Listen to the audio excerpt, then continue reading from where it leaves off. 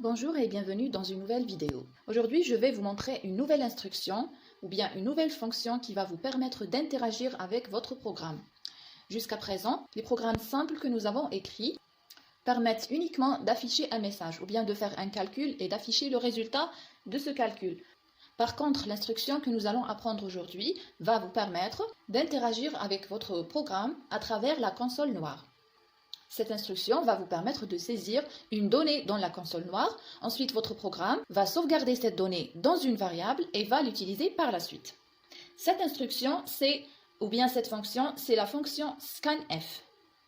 C'est une fonction de base du langage C. Et bien sûr, c'est l'intégration de la bibliothèque stdio.h qui nous a permis de l'utiliser. Donc, comme je vous l'ai dit, cette instruction vous permet d'interagir avec votre programme.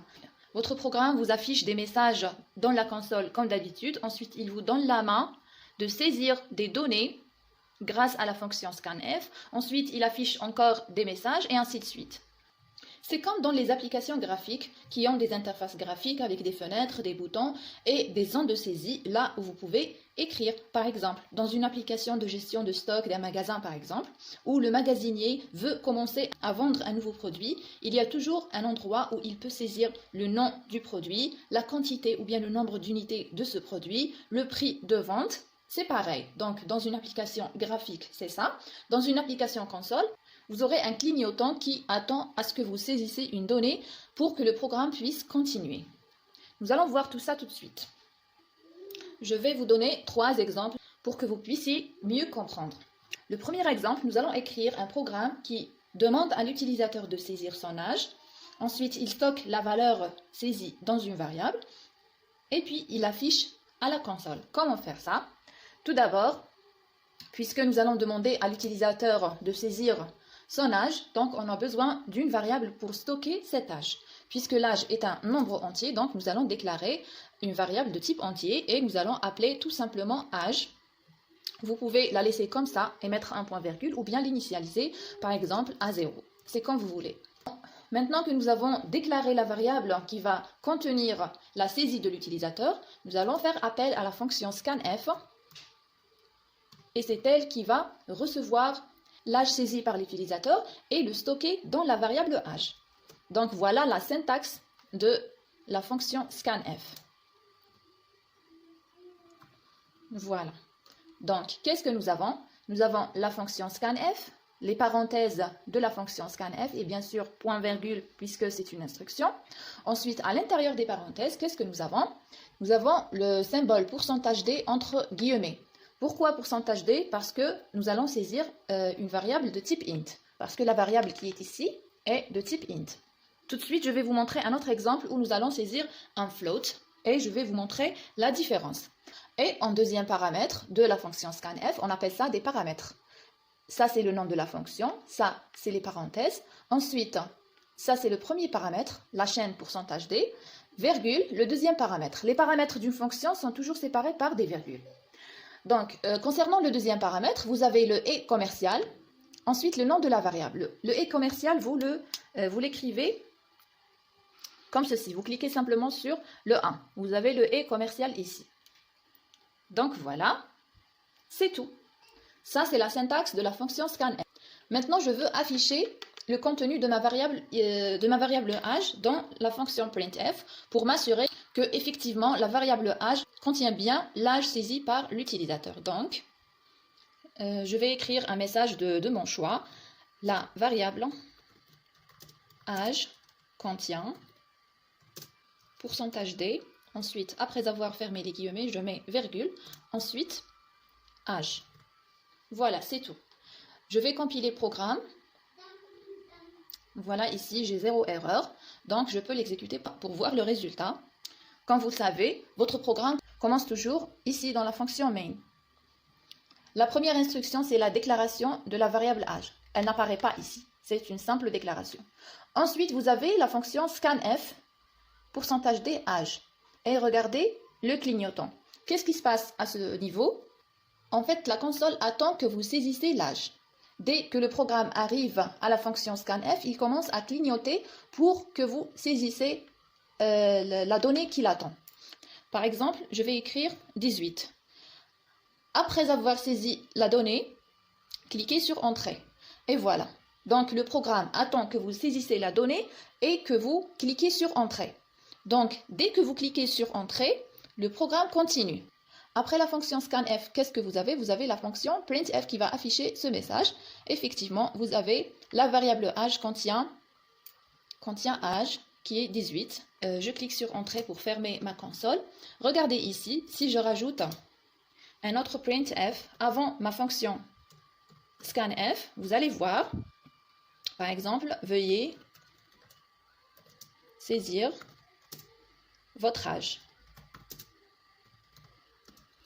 Regardez ici, vous allez voir que ce message va être affiché. Je compile toujours. À chaque fois que vous faites une modification dans votre programme, vous devez compiler pour voir la différence.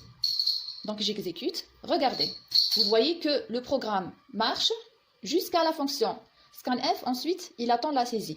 Vous voyez qu'il a affiché le message « Veuillez saisir votre âge ». Ensuite, il attend que vous saisissez l'âge. Par exemple, je mets 25 et je clique sur Entrée. Regardez, il m'affiche le deuxième message. Donc, il continue la suite du programme qui est après la fonction scanf. Il m'affiche le message, la variable âge contient 25. Donc, effectivement, ma variable âge a reçu la donnée que nous avons saisie à travers la console. Je vais vous donner un deuxième exemple. Et toujours pensez à des exemples réels. Imaginez toujours que votre application tourne sur un appareil ou bien sur une machine, ou bien par exemple, une machine, un distributeur de boissons, demande à l'utilisateur combien de bouteilles de soda il veut.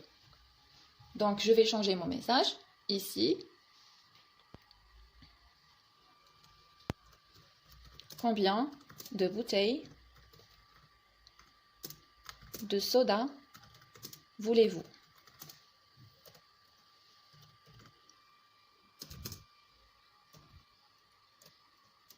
Voilà. Ici, je vais changer mon nom de variable. Je vais par exemple la nommer nombre. Je vous ai dit dans la vidéo précédente qu'on doit toujours choisir un nom de variable qui correspond à ce qu'elle va contenir par la suite. Ici, je vais mettre ma variable nombre. Ensuite, à l'affichage, je vais par exemple afficher le message « Je veux ». Comme ça, pourcentage D et nombre. Je compile mon programme. 0 erreur, je l'exécute. Regardez mon message. Combien de bouteilles de soda voulez-vous? Par exemple, je veux 5. Je tape 5 et je clique sur Entrée. Donc, regardez le message. Je veux 5. Un dernier exemple. Imaginez par exemple une application qui fait l'affectation des étudiants d'une université à des spécialités selon leur moyenne. Donc, que fait cette application? Elle demande à l'utilisateur ici, quelle est votre moyenne?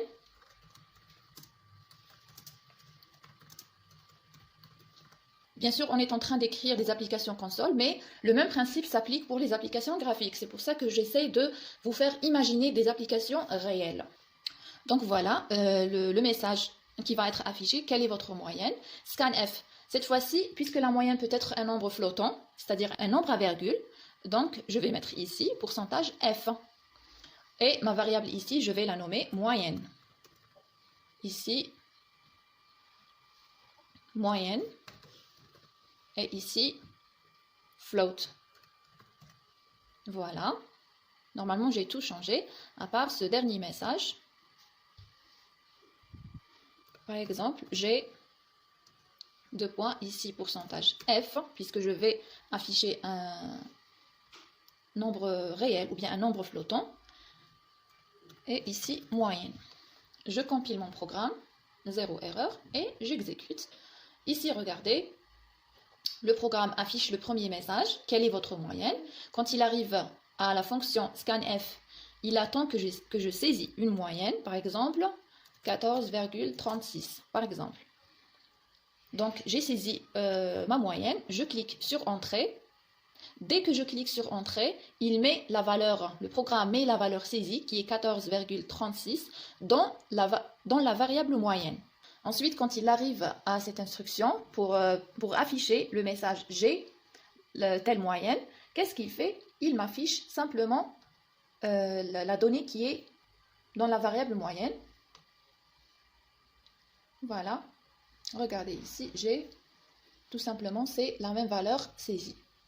Donc, mon programme marche très bien.